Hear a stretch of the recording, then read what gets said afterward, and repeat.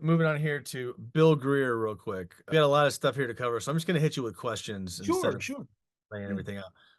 Why do you think the driver, Bill Greer, didn't hit the gas when he heard the first shot, or after Kellerman told him to get out of line? He looks back, then he looks back again. I mean, the thing that's hard about this is you could always say, yeah, he just panicked. Like he didn't have any poise, and when it came time to be clutch, he wasn't clutch. He just crumbled under pressure. And I think a lot of people would probably look at themselves and go, I'd probably do that. So I A think that lot of people would do that, but not trained right, Secret Service agents had the right. experience of driving presidents from Truman on. Now, he was associated with FDR on his yacht, but he was driving presidents Truman, Eisenhower, and Kennedy many times. He had proper training. He knew what to do. Yes, he went to Secret Service school. So he has the training and common sense, and he also has the order in his ear from his superior, Roy Kellerman. Roy Kellerman famously told William Manchester, Bill Greer then looked in the back of the car. Maybe he didn't believe me. Believe it or not, Matt, it wasn't until 1991 that most people didn't realize that Bill Greer looked back twice.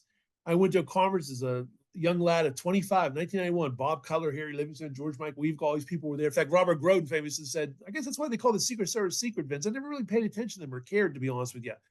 Well, these people are looking at Zapruder film for the million times. And Vince, I never noticed that. Bill Greer's looking around for a second time. It's like, Yeah. yeah, because I have a vested interest. When the first shot rings out, okay? Greer looks around. He's looking right at Kennedy, which he denied ever doing. Roy Kellerman saying, get out of line, we've been hit. Greer disobeys that order, turns around a second time. Remember when Kellerman said, he looked back in the car, but he didn't believe me. Staring at Kennedy till the fatal headshot makes his mark, turns back forward, hits the gas, and only then denies all this to the Warren Commission. So it's a matter of, yes, we can make the claim. I can understand. I understand a little bit of the validity of that. There's a part of your brain that says, oh, Vince, do you really think he would really want to put himself in the line of fire? I understand all that, but actions speak louder than words. And it is what it is. That even people like Posner and Bugliosi have said the success of this assassination is down to Greer. They believe Oswald acted alone, but the point is they believe that if he didn't slow down the car, Kennedy lives. So you have that. Then you also have two other major elements. I'm sure if you read my first book, you have saw. Bill Greer died in 1985, spoke to his son in 1990 and 1991. And it was a nice conversation, but it got really awkward when I asked him what his father thought of President Kennedy. He avoided me. Be like, Matt, if you asked me a question, I just sat here like this, like, Vince, can you hear me? Should I repeat it? Well, I stumbled and I got back on other things. And so I got back around. I said, sir, so what did your father think of President Kennedy? And you'd think he would have said something like, oh, he loved him. President Kennedy loved him. He said, well, we're Methodists and JFK was Catholic. That statement looms large when years later, 2013 to be exact, the Irish Times contacted me, not me contacting them. They contacted me and said, we got some information I'm sure you'll be very interested in. Bill Greer and his family were part of the Order of the Orange. And if anybody knows about the battles, bloody wars in Ireland for years, the Protestants, the Catholics, Methodists too, got all that. And again, a stranger on the phone, he should have lied and just said, yeah, oh, my father loved President Kennedy. He ignored it the first time. Comes around, we're Methodist and JFK Catholic. Bill Greer came to this country at the age of 18, emigrated from Ireland through Canada and came here. Okay, he was in Boston. He drove Henry Cabot Lodge, who later was, the ambassador to Vietnam, who was a political opponent of JFK's twice, also when he ran as Vice President Nixon's running mate. He was in Boston. Bill Greer had to know all the stuff about Joe Kennedy Sr., all the bootlegging allegations, had to know a lot of the dirt on the Kennedys, whether it was true or not. He had that. So he had grist for the mill there. And again, when you factor in his lack of action and you factor in what his son said about him, and then before you can catch your breath on that, I find out this is only in the late 1990s. I found this out. One of the main drivers of President Kennedy, along with Greer and one other one, Morgan Geis, Thomas Shipman, died of an alleged heart attack October 14th, 1963, in Camp David. He's the first person to die at Camp David. He's the first Secret Service agent to die at Camp David. The only Kennedy detail agent who died in the line of duty, 61 to 63, is this Thomas B. Shipman. I only find this out by happenstance, make this very brief. There's a book that came out. It came out in 1982. The guy who wrote it died in 1970. It was George McNally. His widow came out with it in 1982. It was strictly like a Kinko's FedEx type of deal where she cut and paste and, put it together with staples and whatnot. Andy Raw, Last Raw Bookshop had it, and some other people know about it. Well, anyway, George McNally is a former Secret Service agent who became head of WICA, the White House Communication Agency. He was on all the motorcades for Truman, Eisenhower, Kennedy, Johnson, I think even into Nixon. So he was there for all of this. His book's unindexed. I'm reading it, and it's good, a little boring, but kind of good for somebody like me, like Secret Service. And out of nowhere, he goes, Thomas Shipman, one of President Kennedy's drivers, died suddenly. This is a few pages before he talks about the Texas drill. I'm like, in the chronology of events, wow, this is shortly before. I look at all my books and I've never heard of this guy. Everyone else I'm talking to, they never heard of Thomas Shipman, a Secret Service agent. It took years to get this out. And it turned out, yes, he was one, again, thanks to the ARB releasing the Secret Service shift reports and talking to other agents and whatnot. It turned out he was one of the agents that guarded or drove Kennedy and guarded too. And there's films and photos. Again, it only came out, last 5 to 15 year range of him driving Kennedy. In fact, when Patrick Kennedy died in August of '63, he's driving him all over the place. He drove Kennedy and also and Jacqueline Kennedy as well. And I suppose this is really what clinched it for me. There's no lawyer's adage. I'm sure you've heard this one. Don't ask a question you don't know the answer to, because you might get burned. Like, oh, they're killing me. I should never ask this question. Now my case is hurt. Why went in blind with his family? His family could have turned around and said, oh, he had a heart ailment. Oh, Vince, you're barking up the wrong tree. There's nothing suspicious of this. Instead, his family said they were always suspicious of his death. First of all, they didn't seek any money or fame or nothing. They're obscure. They live in Colorado like they were before. So nothing about any like remuneration or fame around this. As a matter of fact, they said they were always suspicious. He passed an annual physical. Age is supposed to be fit and fiddle. Well, he's a driver. If he has a heart attack, something happens to him, there goes the president, all the people in the car, maybe even bystanders as he crashes the limo. Okay, he just passed the annual physical. He was looking forward to go to the Dallas trip in particular because Thomas Shipman had relatives. They have relatives in Dallas. So he said in particular, he couldn't wait to get to Dallas, Texas because he has relatives there. He dies of a heart attack. That gives Bill Greer carte blanche to be the driver because Morgan Geis at that time was mainly the head of the White House garage. He very rarely drove at this point. He was more a driver for Truman and Eisenhower. He's part of the White House garage detail. And Sam Kinney usually drove the fob car. So by process of elimination, that gave Greer the opportunity to drive Kennedy. And for people who are suspicious of Greer, I don't think Greer had anything to do with shooting the president, that crap. But people like me who think he's one of the suspects who slowed down the limo and took hold of Kennedy's clothing. The bottom line, it is what it is. He had these bizarre feelings about Kennedy. He came from the Order of the Orange. He was there, and Thomas Shipman wasn't. And for what it's worth, I mean, what are they going to say? I know. But his daughter and his one of his cousins said that, yeah, they think that if Thomas Shipman would have driven Kennedy, Kennedy would have lived. He wouldn't have done what Greer did, But that's speculation, I understand. But the bottom line is the family said, oh, no, they forget the family for a second. What was really bizarre, Matt, was none of the major newspapers, and there was nothing on TV about Thomas Shipman's death. 10 years later, an agent, Cliff Dietrich, dies in a helicopter crash. She's there to protect Nixon. President Nixon had a press conference talking about Cliff Dietrich's bravery. Pat Nixon and one of the daughters, Trish, goes to the funeral. Yeah, JFK, for any faults he has, was very, very nice about tributes on it. He mentions nothing. Radio silence about Thomas Shipman's death, nothing from Pierre Salinger, nothing from his aides. There's nothing until I pay $100 and some to newspapers.com to get these obscure backwater Maryland newspapers that said Thomas Shipman, one of Kennedy's Secret Service agents, only because I looked for it and paid the money. Are they there? These newspaper articles I reprinted in the book. And it's like, why was there radio silence about this agent who drove Kennedy? He's a pretty prominent agent. Wasn't guarding the men's room door. He's driving Kennedy. He dies of a heart attack at Camp David. It's all hush hush. It's only because if I never pursued this in the late 1990s, I think it never would have been an issue, period. Never would have knew about this. In fact, the weird thing about this matter, it wasn't only until a couple years later, the former Agents Association posted a roll call of agents who passed away. Thousands of men and women have come since 1865. There's only like 37 to 39 agents who passed away in line of duty. Again, Thomas Shipman is one of them. And he started to talk about Thomas Shipman. The really weird thing, Clint Hill wrote 4 books, never mentioned Thomas Shipman.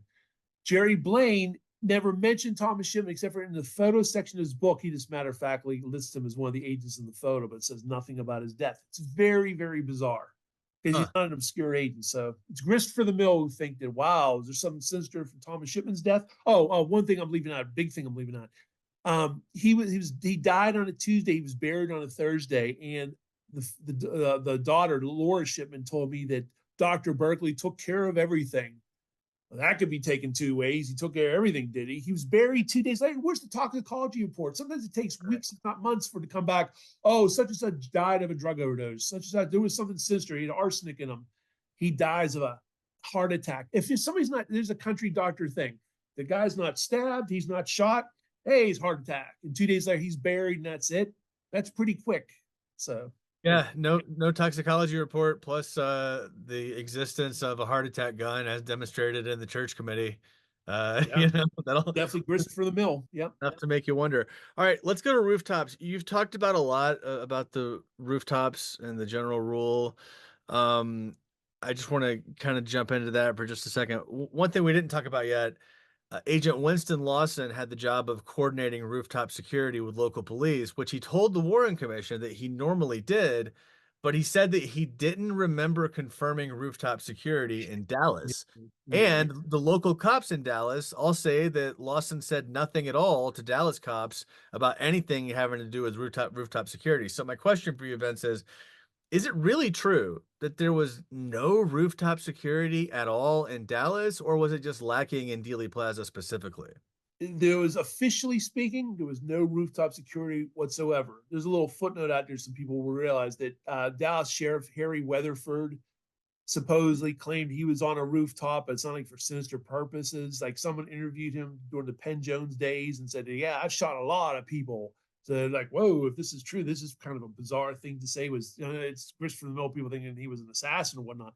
But the official story is no building rooftops were guarded. In fact, Jerry Blaine, not to be confused with Jerry Bain, head of the White House detail, Jerry Blaine, an obscure agent who wrote the Kennedy detail book, he came out when Larry Sabato, he's been on CNN, he's a political advisor and a professor. He's wrote a book called The Kennedy Half Century. And during interview for the book, I'm mentioned in a footnote of Larry Sabato's book, and Jerry Blaine answers my criticism. But he says, we didn't have the manpower to guard building rooftops in Dallas.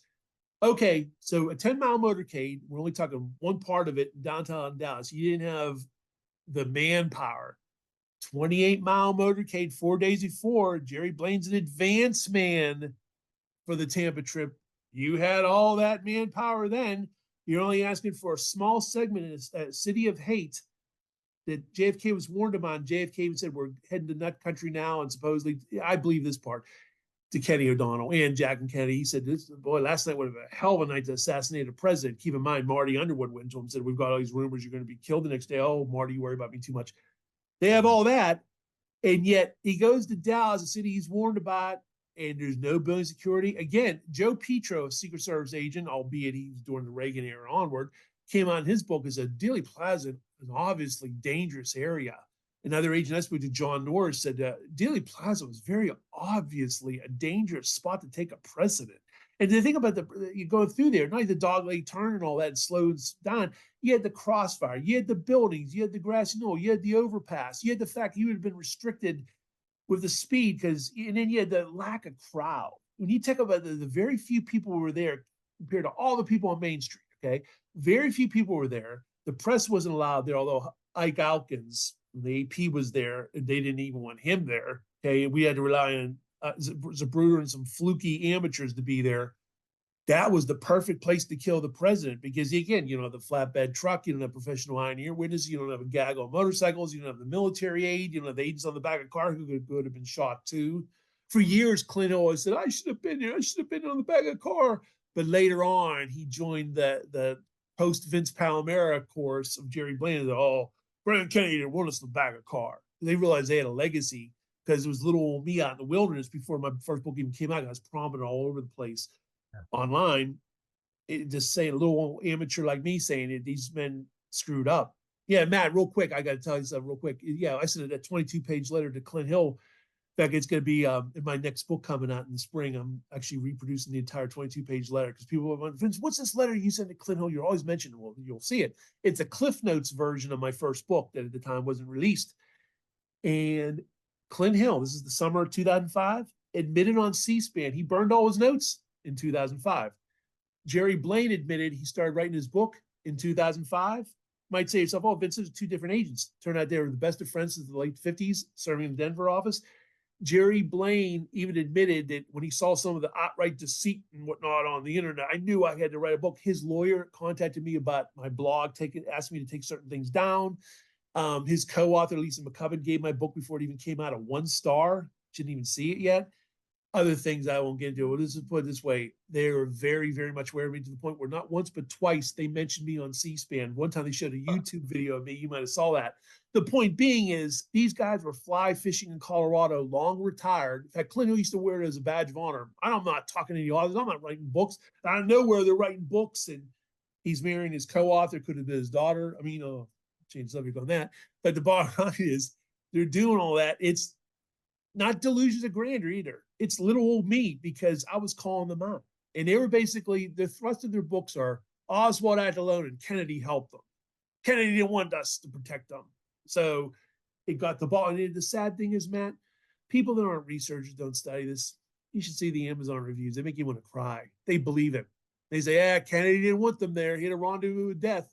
It just infuriates me because Jerry Blaine, when I spoke to him in 2004 and 2005, he joined the course of all the other agents I spoke to. He said, oh, President Kennedy never interfered with us. He's a very nice man, never got involved and stuff. And then he saw what I was writing. All of a sudden, he came up with a fictitious meeting on November 25th where they all spoke about, we all know President Kennedy orders on the car, but we don't want to blame him. Yet it's in his book for the world to read, a best-selling New York Times bestseller. And now the whole world's going to see about this meeting that didn't take place. But anyway. Yeah. On the conversation about rooftops. Yeah. That is, to me, I just couldn't get my head around. So the official story is that Agent Lawson uniquely forgot to coordinate rooftop security in Dallas, and that's it. There's no counterpoint because he forgot. Matt, you're spot on, man. I like the way you think. You know what it is? Because he's a Secret Service agent. Because at that time, he's a poor old man being interviewed by local Virginia. In the meantime, his son is a broadcaster, is a newsman who actually interviewed him in one of the interviews in like 2013 or so. And what it is creates this situation of these poor, sad old men. Oh, they didn't mean this stuff to happen. It's just fate. Sometimes even Kennedy didn't want things to be done. And because they're the good guys, it's always this thing. Again, I'm not saying all these guys are bad guys, and most of these are good guys. It takes just a few bad apples spoil the bunch. And what it is people for years just didn't look at the Secret Service. They just didn't. Hoover's like a sexy villain. The CIA is a sexy villain. The mafia, anti-Castro Cubans, and that's what a lot of good, valid work on it. I don't want to say, oh, my theory was better than yours. It could be, can we both live together? Could it be the Secret Service had a few bad apples, and you had the CIA was actually involved in the assassination, actually made it happen. And it just took a few agents to strip that security. All it takes is action through inaction. A couple of seconds, Kennedy's dead. Okay. And then, it happens the way it happens. And that's all it takes. And everybody else is just following orders. It could very well be that Winston Lawson's not sinister at all. He was just following orders. He was hamstrung by Floyd Boring ahead of him. Again, Floyd Boring, Bill Greer, and Emory Roberts are my three main suspects. I have a few minor ones, but those are the three out of 36 agents of the White House detail, not including all the field office guys. If they're just following orders, well, that's the reason why the other agents didn't lunge forward. Emory Roberts ordered them off the car. The Love Field, Ribka Lawton thing where, agents, famously being recalled. I can't, Matt, when I found that video footage, we'll talk about that. Yeah. In 1991, trying to think of his name right now. It was a collector, the Collector's Archives in Canada. The name eludes me right now, but back in the VHS pre-DVD days, a lot of people bought from this guy in Canada, and he claimed to have all the ABC WFAA footage. And it turns out somebody in 1983 stayed up in the middle of the night and filmed all this rebroadcast. Well, they recorded on their VCR, all this stuff that they were showing of that weekend as a tribute to the 20th anniversary of Kennedy assassination. He got bootlegs of it. I paid a couple $100 for the bootlegs in 1991. I'm looking to it, and it's fascinating but boring at the same time, a lot of the footage, because it's like, okay, they're taught in the official history, this and that. And you get the Love Field of one of many gems. There's several gems. And I'm looking, okay, why is this agent, who is this? Not once, not twice, but three times, throws his hands up in like disgust, like he was jogging with the limousine. He's called back. And again, it took years to ferret this out, but what boils down, Emory Roberts rises in his seat. I talk about this in the Men Who Killed Kennedy and Coon Camelot. He rises in his seat and gestures like this. Now, obviously, you can't hear because it's far away. Obviously, he's ordering him not to move and get away from the car because Don Lawton goes three times like this. Not only that, Paul Landis makes room for him in the fob car. He actually gets into the fob car and briefly, if you look at the left field footage through the first few blocks of the motorcade, there's no one standing where Paul Landis was because Paul Landis had made room for Don Lawton to jump on the car, and Don Lawton didn't budge. Don Lawton died about 2012, I think it was. I spoke to him in 1995, and he said his one great regret was, oh, there should have been agents on the back of the car. If only there would have been agents on the back of the car. Sadly, Matt, in 1995, I did not know he was the agent. So I was kicking myself, God, if I only would have knew he was the agent, I could have pounded it even further. But isn't that interesting? The first thing out of his mouth about regrets was, oh, you always have regrets or remorse. If only they didn't have agents in the back of the car. None of this stuff about Kennedy or us off the car. Well, when he died, a local Iowa newspaper interviewed a female military intelligence friend of his, ironically, got very little play. It was only somebody like me who Googles these names all the time, found this in the 50th anniversary, had no comments in the comment section, like it was ignored. And she said that Don Lawton told her many times, I should have been there. I should have been in the back of the car. He rode in the back of the car in the Chicago trip in March 63, he rode in the back of the car in Tampa. That's 28 miles. He's hanging on the car with Chuck Zaboral. Now the cover story, the other side says, oh, Vince, he was supposed to be staying at Love Field. Paul Landis came out with his book in 2013, said, no, we had plenty of coverage at Love Field. Him being there makes no sense. That I never thought that was a good answer. I always thought that was suspicious that Don Lawton was left behind Love Field. We needed everybody we could get, especially because Powers and O'Donnell were riding in the fob car. We needed every swinging, you know what, to be there in the motorcade. Then you have Don Lawton's visceral reaction. Then you have him telling me on the phone, about agents being on the back of the car. Then you factor in what he told his military intelligence friend. What I think is there's the official history, there's the official story, and there's the real story. Like, in other words, somebody gets with Vince, oh, the Flying Norman pal that was written before the assassination. How do you explain yourself? How I can explain that myself, just in my job, there's plenty of things written by the boss that people don't adhere to, or they lie and say they do, and they do other things. They do think it's best for the situation. Yeah, there might be that official directive, hey, Lawton, you're going to stay behind Love Field. But he could have been like, that's bold. So he was taking steps to ready that. And then Emory Roberts rose up and called him away. Now, the thing they don't have an answer for is Henry Ribka was another agent. And for a while, I confused the two. Because again, I'm at the mercy of the things that were released. In fact, I called him Henry Ribka and Men Who Killed Kennedy and corrected myself by Tom McCoo and Camelot. Turns out I was right on both halves. What it boils down to is the famous video that everybody sees of the agent rising, that's Don Lawton. But there's newsreel pictures and still pictures of Henry Ribka. Actually, there's a really good newsreel of them both jogging with the limousine together. Henry Ribka, by his own report in volume 25, it's separate from volume 18, well, he just left the reports. He says he jogged the limousine. He doesn't say why he didn't do it anymore. But I strongly suspect it was Emory Roberts, because Emory Roberts forcibly moved Lawton away. So that's my counter. That's all my evidence of counter against this thing about this official story. I just say again, there's what the directives are from higher up, and there's what your common sense, your training tell you. And Paul Landis, he had the perfect opportunity. His book came out 2 years ago to defend the whole thing. And he said, that I always found that strange, that segment of that video. And we had plenty of coverage of Love Field. Why was it? I'd love to hear, like Paul Landis threw in there, I'd love to see Winston Lawson's notes to see that's very interesting because he believed Oswald acted alone too. They were Paul Landis. He also wrote 2 reports saying a shot came from the front that he didn't tell his readers about, but that's another story. But yeah, that whole footage to me was like a smoking gun. 1991, when I saw that, I could not replay it over again. My God, and I showed that at conferences in the 90s before it was ever a YouTube sensation. Somebody could put a poor copy up years ago. I have much better copies on my YouTube channel. And everyone's visceral reaction is, okay, look at this. What is this? And it's only when the other side had that, aha, I have this duty roster and it shows he should have stayed at Love Field. But then again, his reaction, what he said to me, and what he said to this woman, and the fact he rode there before November 18th. In fact, another thing too, George Hickey. Okay, George Hickey is an official driver of the fob car and sometimes the president's car. He was in the fob car. That's not his official duty. His official duty is to be a driver. He was one of the agents of the fob car. Glenn Bennett is a PRS agent, a Protective Research Section agent, who's supposed to stay behind in Washington, monitor threats.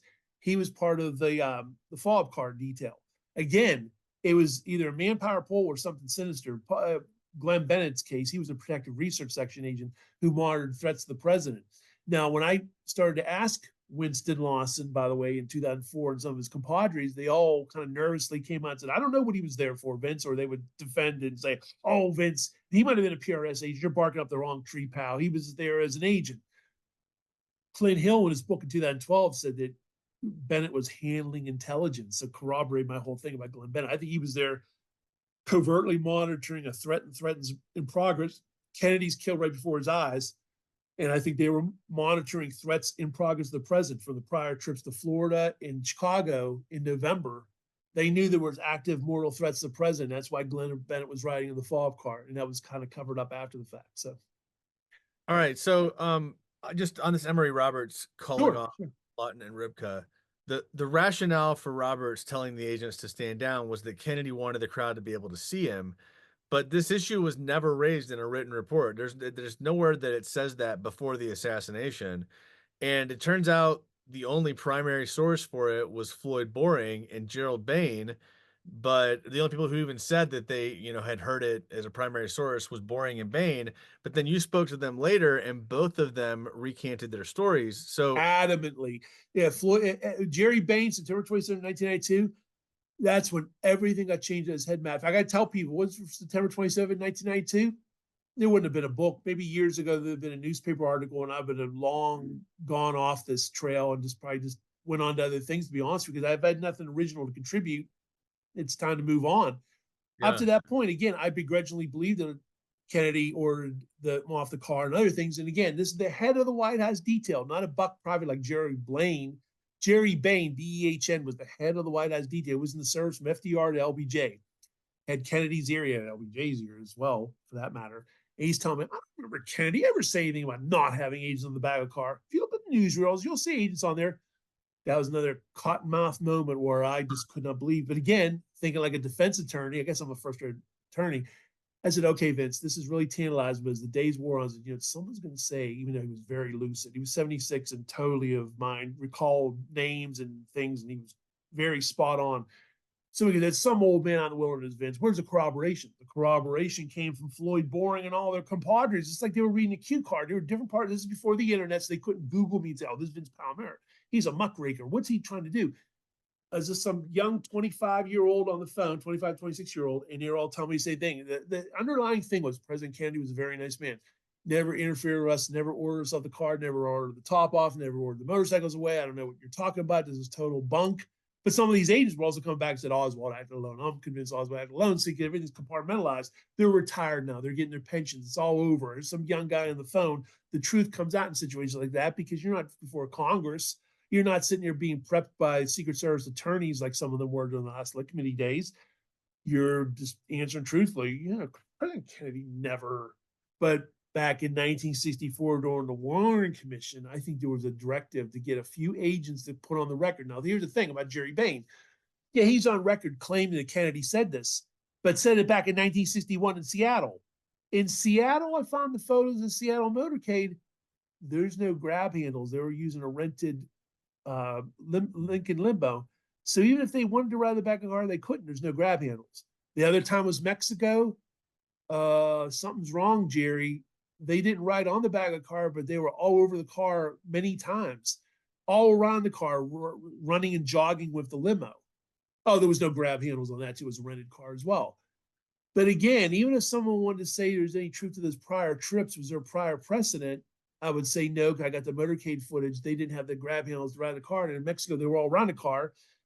And the thing about Tampa, again, this only came out because years later, now talking to Bain and Boring and them adamantly denying there's any truth is Boring multiple times because Jerry Bain died 6 months later of cancer. Floyd Boring was still alive for quite a few years after, so I was able to re-interview him and reiterate stuff. So was the ARB, by the way. Well, when the motorcade films and photos came out of Tampa, I started saying, well, where was the opportunity to be ordered off there? They're everywhere. They're on the back of the car like crazy on this trip. So where were they at? And again, when I talked to Russell Groover, the Tampa police officer, he said they only did ride on the back of the car when we were heading back to MacDill when the public motorcade was over. They were going at a fast clip. So I'm like, did they use this as a cover story after the fact? Because who's going to know? Who's going to prove it? From a legal standpoint, they weren't on the back of the car at the last leg of the 28 miles. And Kennedy's dead, so they can't cross-examine him to see if it's true. Who's going to get these films and photos? This is before Woodward Bernstein's, before the internet, before people were digging in photo and film archives. Anyway, it took a nerd like me decades later to find this stuff. So it sounds legit. Hey, the president didn't want them there. And that was what they used for a long time. But I think what happened with Bain and Boring and some of these other agents, they forgot the cover story from 1964. And when they're talking to me in the 90s and whatnot, the truth's coming out. And there's like Floyd Bourne was the same way. Oh, there's no truth to that. In fact, he went even further, Matt, as you probably know from the first book. He denied the whole Manchester thing. He said, there's not the Ivy League charges. That's not true. That's not true. I said, did you even speak to Manchester? He says, no, I already knew he didn't speak to Manchester because Manchester doesn't. The interesting thing about Manchester is he doesn't even source an interview with Floyd Bourne, but he quotes him. But he did interview Emory Roberts and Gerald Blaine of Kennedy Detail fame. Emory Roberts died in 1973, as you know, is one of my suspects. Gerald Blaine denied ever speaking to William Manchester. Why did the further digging? Manchester died sometime in the 90s, maybe early millennium. I spoke to him in 1993. Manchester wouldn't cooperate. Well, Wesleyan University has all his materials, some of which was released by the ARB, but quite a few others are not going to be released to the year 2060, some obscene numbers like that. Gerald Blaine's interview is missing. It's missing. So we have Gerald Blaine on video. I have a bootleg of it on my channel where he's sitting next to Clint Hill and says, oh, I never spoke to William Manchester. In 2005, Gerald Blaine admitted he was interviewed by Manchester. Now he's denying it for the record with Clint Hill sitting next to him, and his transcript is missing from Wesleyan University.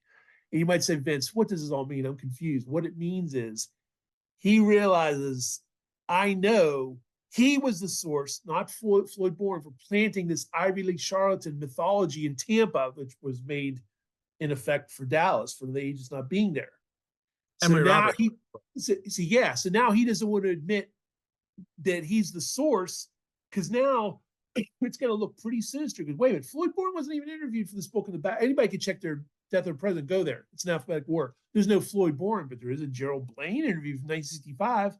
In 2005, Gerald Blaine admitted he was interviewed. Now he's I was never interviewed by Manchester, never spoke to any author of a book, because he realizes, and that's why in his book, The Kennedy Detail, and I'm going to say it, I'll take full responsibility for it.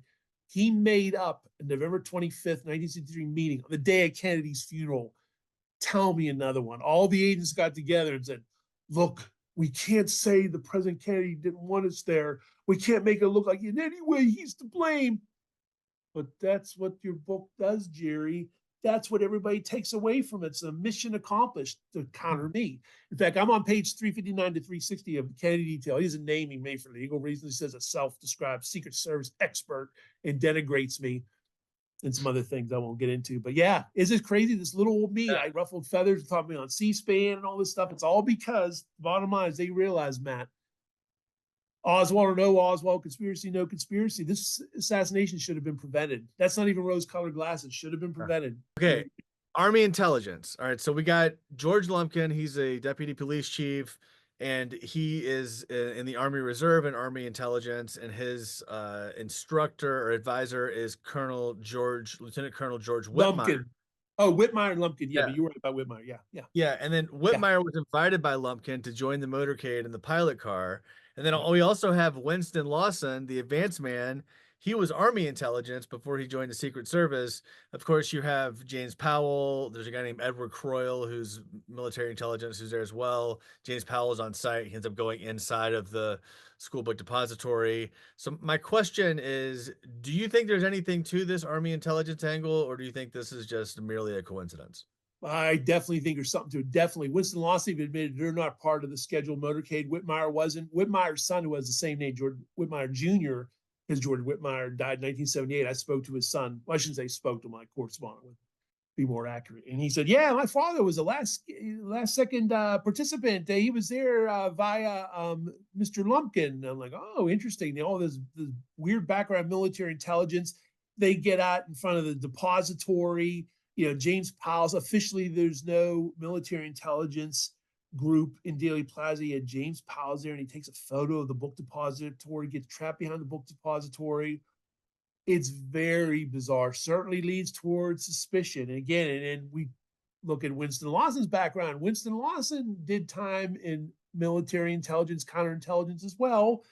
And what's really interesting, Richard Case Nagel served at Fort Holabird around the same time in the 50s. So did Winston Lawson. And so did Wow. another agent, by the way, Lewis Sims, who was part of infamously the Watergate tapes thing. And he was also in the office when Abraham Bolden was there in Chicago. So certainly leads towards suspicion. Now, at this late date, decades later, if so many people dead and you can't get them under oath, subpoena power, word, handicap of, a lot of smoke, there's some fire. I understand this, but yeah, do I think it's suspicious? Yeah, I certainly do. And just because, again, I know another thing about military intelligence, which is interesting, thanks to the ARB releases of the late 90s, San Antonio, there was a military intelligence group. It's like 20 to 40, I think it's 40, but let's just say 20 extra men were used to guard the motorcade. And obviously, the official story is they were told to stand down. The people that don't like Fletcher Prouty say, oh, he was making it up. There's no truth to that. But yet it turns out the military often did augment motorcades. That's 100% the truth. In fact, you give me some of the foreign motorcades. They're obviously military men. Actually, just go to Tampa. They're wearing their MP badges. They're there. They're armbands, I should say. And they're there. And again, it came out in the late 1990s for the ones that weren't shredded, as we know, in January 1995. After they were told by the Assassination Record Review Board, do not shred anything, the FBI didn't, the CIA didn't, the NSA didn't, the Secret Service destroyed motorcade records of a lot of President Kennedy's motorcades in the fall of '63. Only the Tampa trip survived, ironically, and that's damning to the Secret Service because multi-story building rooftops were guarded. So Let's go to that. That's the next thing I have on my list of questions to ask you. Destruction of Secret Service files. So Secret Service destroyed 4 of 6 boxes of files about fall 1963 trips. Now, here's a question I have. This is kind of a rebuttal, but it's not from a an anonymous listener. This is from Fred Litwin, and oh boy, he yeah. didn't send it to me. This is just what he says. So I wanted to get you to address what his argument is. Fred argues that the HSCA looked at the same reports and they found nothing interesting. And so the destruction of the documents is not really a big deal. And then Fred said that he actually found the documents. So my question for you is it Yeah, true I that Litwin actually did indeed find the same documents that were supposed to be the ones found one. I'll give destroyed? him credit. Give him credit. I mean, I'm saying this, Matt. You're not. I'll give the devil his due. Sorry. He did find one document by chance. This still doesn't. This is like the Martha Strad document that Barry Ernest found. It's great, but it doesn't get the government off the hook. It was buried in documents. All right, buried documents for decades. I'll give Fred credit. He did find one part of the Chicago trip. I think it's the preliminary survey report, not the post survey report, the final survey report of the Chicago trip that was canned November 2nd. He did find that. He didn't find any of the other ones were shredded. And even hypothetically speaking, if he found the other ones, well, they were destroyed by the Secret Service. Okay, a fluke of fate that there was other copies, thank God, but that doesn't get them off the hook. So to answer your question, he found 1% of what was shredded, and the 1% had nothing to do with taking them off the hook. They were told, don't shred them. There was going to be congressional hearings. Doug Horn was really mad about this, and so were the other members. Some of the members who were adamantly believed Oswald Act alone wanted to have congressional hearings. And Ralph Basham, who later became Secret Service director, was part of this whole team going back and forth, apologizing. The ARB wimped out and didn't want to hurt their chances with the Secret Service anymore and getting documents. So they let them slide out of the final report, that paragraph. And the thing that's brutal about it, they didn't just shred stuff from 61, 62 or early 63, fall of 63. And again, in films and photos and testimony, I should say testimony, interviews I've had, it's very damning to the Secret Service because, again, you see agents on the back of cars, you see many motorcycles, you see multi-story building rooftops guarded, and those other, I'm very confident those shredded documents were shredded for a reason because they would have showed a pattern. Well, why was he guarded like this in Dallas? Look at the building rooftops and agents on the back of car. Look at the motorcycle allotments. Look at the flatbed truck in front of Kennedy, or at least close by, because like in the Chicago trip report that Fred found, he found just the preliminary, not the post one, is usually more detailed. It talks about the press is all very close to Kennedy. Like they're all, the press and photographers are all close to Kennedy, behind and before. In fact, there's a Chicago police squad car was behind the Secret Service follow-up car. So you had all that. Oh, PRS found threats as well, and like in Dallas. So even what he did find is valuable in that respect too. But yeah, the Secret Service destroying it again. We're like John Toonheim and other people of the ARB have said, we didn't get this from the CIA, the FBI, the NSA. Only the Secret Service destroyed records. We were livid. And Jack Tunham's been a very vocal critic of the Secret Service. Their protection was horrible for Kennedy and Dallas. And again, they destroyed those for a reason. I am very confident if copies of those will be found, we're going to find even more corroboration. The one that did slip out, I don't know if it was a mistake. Tampa survived. You would think they should have destroyed that, Matt.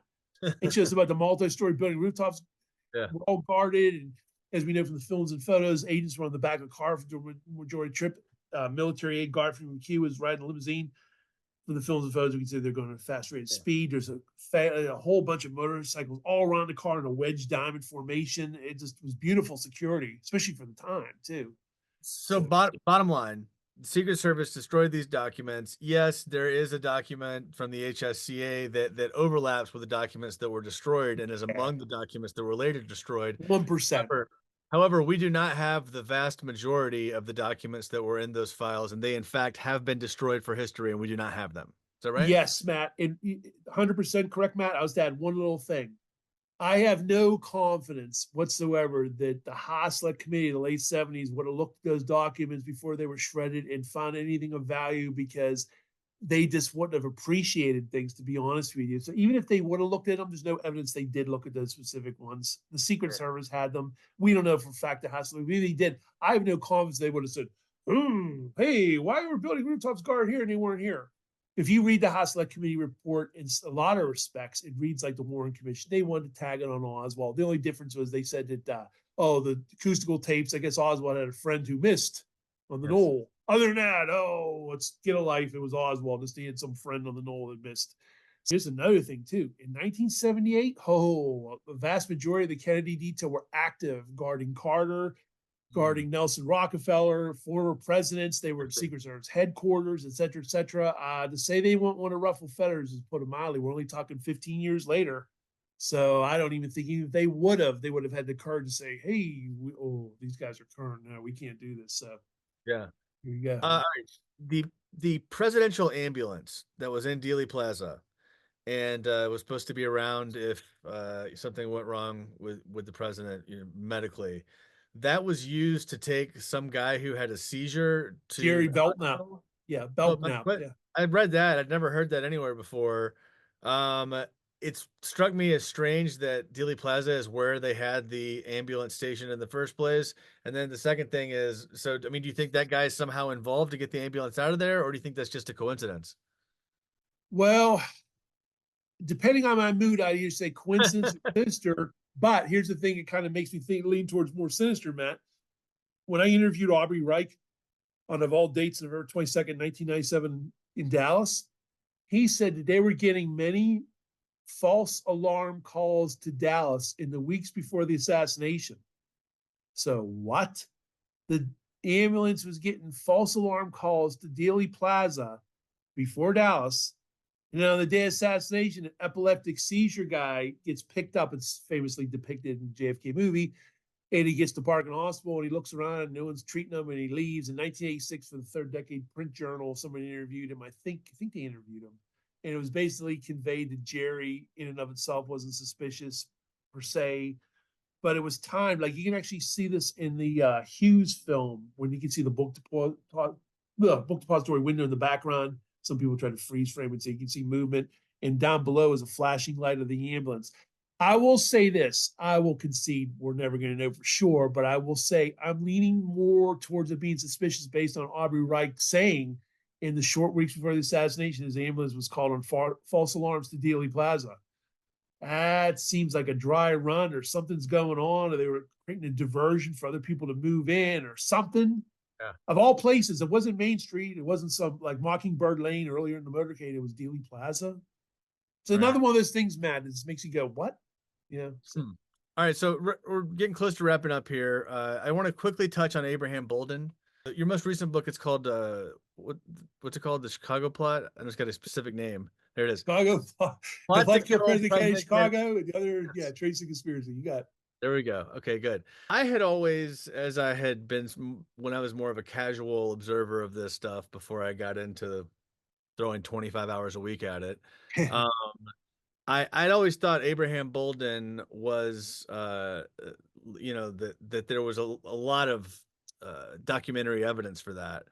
But it turns out we really just have Bolden's testimony, and then we have all the stuff around the weird things that happened to him, how he got arrested. He's later proven to have been his arrest is proven to be basically he was set up, and Spagnola, the guy who testified against him, admitted that he was told to do that by the prosecutor. So I think, there are reasons to believe Bolden, and in terms of him as a person, he comes across as extremely credible. And Yes. so I land on believing Abraham Bolden that there was this four-person team. But I get there less certain of it and less confident of it than I was before, in terms of like a percentage of certainty, just because there's no other documentary evidence or witnesses really. Yeah, I So don't agree with that respectfully. okay, good. So what would you say to someone who makes that argument? What would you say to support the credibility of the Bolden story, since there's not a ton of documentary evidence there? Sure. And I would concede from the outset that I concede my latest book on Chicago plot is flawed. It's not perfect. It's decades later. It's amateur me doing the best I can. There's a lot of people that have passed away. A lot of documents have never been released. Documents that we were just talking about were shredded on the Chicago trip. Notwithstanding the ones that Fred found. But the bottom line is there is one huge, huge piece of evidence that, in my opinion, totally corroborates Abraham Bolden is. Remember I mentioned earlier about Thomas Shipman? I talked about that George McNally, head of the White House Communication Agency, former Secret Service agent who wrote a book called A Million Miles of President. He talks about Thomas Shipman in his book. Well, in that very same book, again, he died in 1970. His widow released it in 1982. It didn't get any fanfare. It was a very obscure book. Well, in that same book, he talks about the March 1963 trip to Chicago, the trip they took before the canceled one, November 2nd. In that, he says that the police got word of Puerto Rican snipers. That'd be bad if it was sniper anyway, but snipers plural. He said helicopters searched the roofs of buildings and no snipers were found. The bottom line is Puerto Rican snipers, plural, were found to be a mortal threat to the president in March of 63, the trip before the trip everybody thinks about in Chicago in 63. It sounds a heck of a lot like they failed once and they were trying to succeed a second time. Again, this is a guy, the former Secret Service agent, head of Wicca. I was talking about all these trips matter of factly in order. It goes from FDR, Truman, Eisenhower, Kennedy. It's a lot of dry reading, no index, not of nowhere. I've made great play about this for years, and I think it's a smoking gun in Abraham Bolden's direction because it's a prior trip. It's not like Louisville. It'd be important if it was any trip. But of all places, it's Chicago. The police got word of Puerto Rican snipers, helicopters being used, and sometimes, yes, they were used as security on trips too. That's another matter in and of itself. Helicopters were actually used before Dallas. Wow.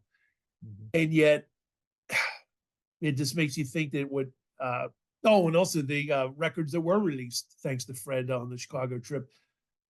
Maurice Martineau, the head of the Chicago office, and that's how I start my new book. He told me in 1993, he believed there was a conspiracy to kill Kennedy. He didn't want to get into any details other than the fact that my own role in the investigation, the House Select Committee interviewed me, and I found the House Select Committee a lot more valid than the Warren Commission when the ballistics and the details came back.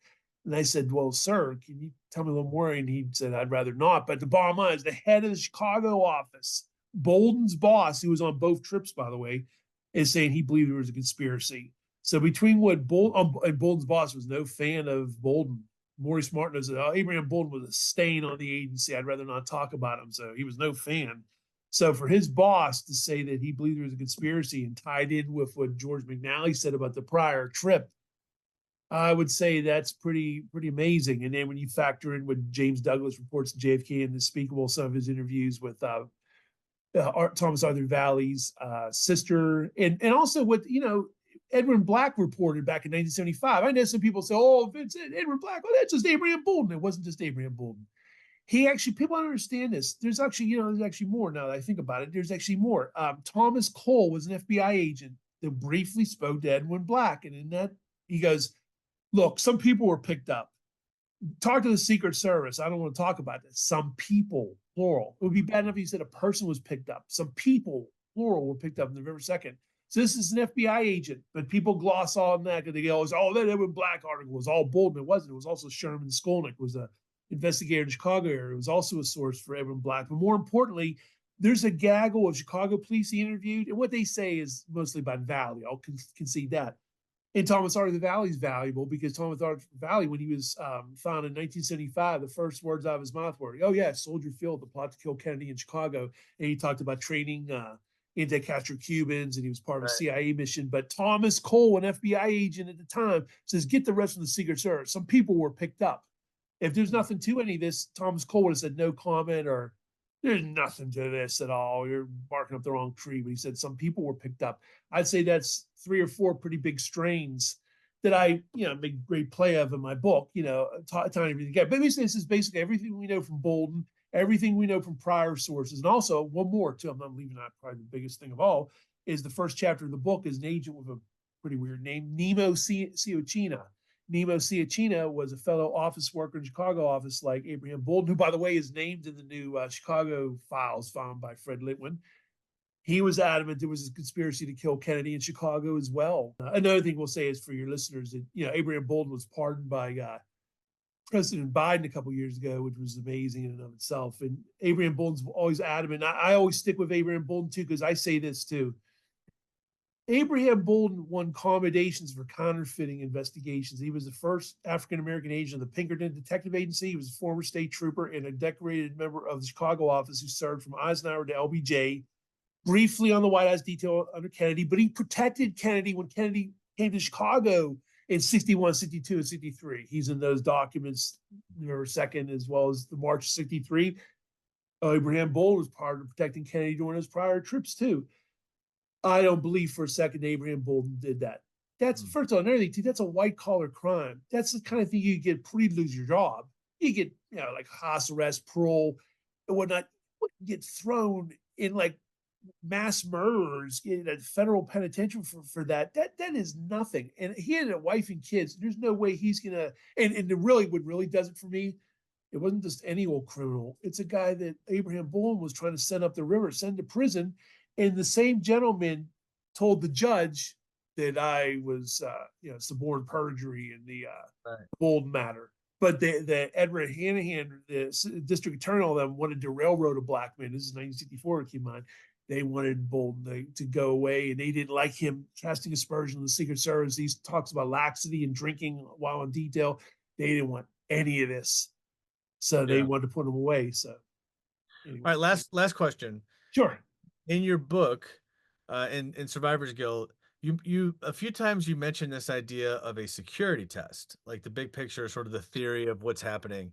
Could Yeah. you just kind of unpack how you got to that idea, what support there is for it, and then maybe how that dovetails into your vision of kind of what happened in Dealey Plaza overall, like with the big picture? Yes, yeah, the whole security stripping thing, I'll admit it's speculative. Can't prove it. Okay. But the seeds of it were threefold. What it was I know it's Farewell America. The book's a little controversial, but it talks about a fascinating idea about a security stripping test, so to speak. Was this a fake attack on Kennedy that was corrupted by people with a more sinister idea? Was Oswald or others roped into this idea there was going to be a fake test of the president's security, a fake assassination? Again, I understand it's Appointment in Dallas, but the author of that also laid claim to the whole idea that this could have been a fake assassination. I kind of ran with that when George Michael Eving, a pretty respected author, came to the idea of a third alternative to me back in 1991 in Fredonia, the conference I mentioned earlier. He says, Vince, not everything's innocent or guilt. Could be a third alternative here. Could these men have been convinced that there's going to be some test on the president's security and or a fake assassination? Could that be the reason why things look sinister and they really aren't? Could it be that Oswald and other people were told this is going to be a test of the president's security, and the agents themselves could have been a test of president's security, and then, oh my God, the president's really killed, and there was a cover up after the fact because they purposely stood down.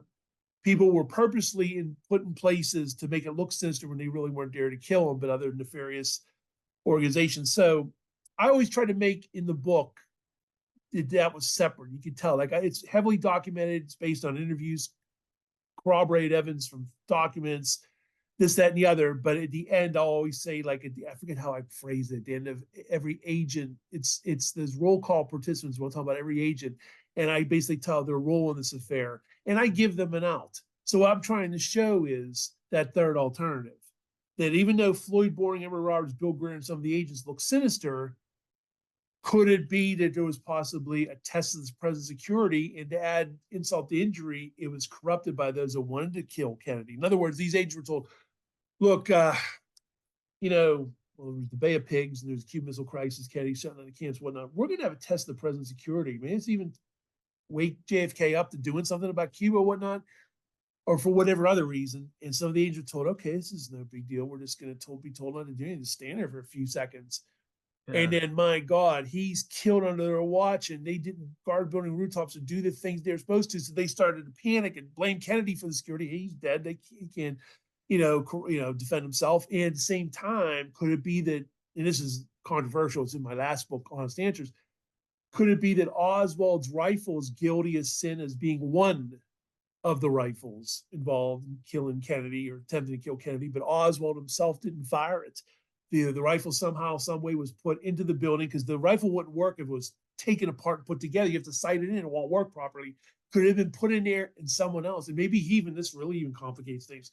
Could Oswald even known that his rifle was going to be used? It'd be tantamount to see those old 70s police stories where somebody uses the get up car and they kill somebody. Some of you loan your getaway car. Now you're being railroaded for murder because it was your car. You didn't Sure. drive it. You weren't there. Could have been the same thing with the rifle. So that's a long-winded way, Matt, of saying the security stripping test was my way of giving them an out. So when people read the book on, boy, Vince thinks all these agents are sinister. Come on, pal. Well, when you get to the bottom line of every agent, you say, oh, okay, Vince is saying he doesn't think this agent's sinister. Or Vince thinks this guy's merely following orders and this, that, and the other. That was a way of doing that. Now, in 2025, am I as sure as I was in 2013 there was a security stripping test? Now I'm a little bit less Sure. sure than I even was back then of the possibility, but it was a way of giving them an out. I think a lot of people have said, that's good you did that, Vince. It's good you don't see conspiracies in your soup and everything is sinister. It's my way of giving them an out. So, yeah. So zooming out on your overall perspective, then, uh, it sounds like you would say that, look, if there was something shady that happened and it was intentional and nefarious, then here's the ones to look at, your three: Greer, Emory Roberts, and Floyd Boring. But it's also true that really no matter what, the conspiracy plot would not have originated with those three. They just would have been people who were brought into it to do very specific things, if that's the case. Exactly. You got it. You got it. They're not the originators of fighting. Means if they cross the line beyond gross negligence and something sinister, Christopher the Mill for all three of those guys in particular, to a lesser extent, for Soros, to a lesser extent, Elmer Moore, an agent we didn't speak about, who interviewed the Parkland doctors, Texas School Depository people, got Dr. Perry to say this wasn't a throat entrance wound and said Kennedy was a traitor and this, that, and the other. It gives them an out that maybe they were just following orders from above, and or there was supposedly this fictitious test of the present security that was compromised and made them shut the heck up, because they compromised him and he wasn't just shot with blanks, he was murdered and Right. they're directly responsible. So now Kennedy's dead. They created this mythology. They ordered them off the car, had a rendezvous with death. Oh, he just didn't want any protection whatsoever. Get them off the trail. So, yeah. Sure, sure. Well, hey, Vince, you got a lot of books, and I highly recommend that everybody check out your books. Can you tell us real quick the books you have on the JFK assassination, the Yeah, titles? real quick. First one, Survivor's Guilt, the Secret Service, and the failure to protect President Kennedy. Second one is JFK from Parkland to Bethesda. This is on the medical evidence. This is categorized as everybody who said anything about the wounds, whatnot, from Parkland, Bethesda, and all points in between. The Not So Secret Service. This covers from FDR to Reagan. Who's who in the Secret Service? This covers every agent, good, bad, and ugly. This is the good and bad, ugly of the Secret Service, is what this is. This is everybody from 1865 to up. This book is the book on the assassination itself. In other words, okay, enough about the Secret Service and even the medical evidence, Vince, they're included. What do you think about the assassination? What happened? What didn't happen? What's your opinion? Because people ask me for years, Vince, you should write a book just on the assassination. This is what this is. And I was going to say finally, but it's not finally. My sixth book, The Plot to Kill President Kennedy in Chicago, a visual investigation. There's also a chapter about prior threats, a lot of detailed stuff about prior threats as well, and a detailed chapter about building rooftops and prior security too. So it's not just the Chicago plot. Some people got lost in the shuffle. Like it's just about the Chicago plot, but I make pains to say that. I have a final book coming out this spring. It's called President Kennedy Should Have Survived Dallas, the JFK and this is JFK Secret Service and the JFK assassination. And what that is my first book was 500 pages. This one is half that. It's about 250 pages, and it's basically through the lens of Hill and Blaine's and Lannis's book, through the lens of their book, what I think did and did not happen, but it's using their lens so you see the real story, not just Vince Palamara's claiming this and the other. You see through what they said, and you see the real story, and so that's Sure. what that is. So. Well, hey, thanks, Vince. We appreciate you being so generous with your time today. I mean, yeah, it's like I said, it's just great to be able to talk to you and get all this Same information. here, Matt. Appreciate it, man. Thanks. Appreciate all the work you've put into this over the years. Really, really moving the ball forward. Because for someone like me, my thing is I'm not an expert on any topic, and I just try to find the experts and I try to find what are the counter arguments to what the experts say, and that's kind of the game I'm playing. So the fact that all this work's already been done, it's amazing for me coming to the game so late. So Oh, that's great. Yeah. I appreciate your input, man. I appreciate your YouTube channel, all you're doing too. So that's great, man.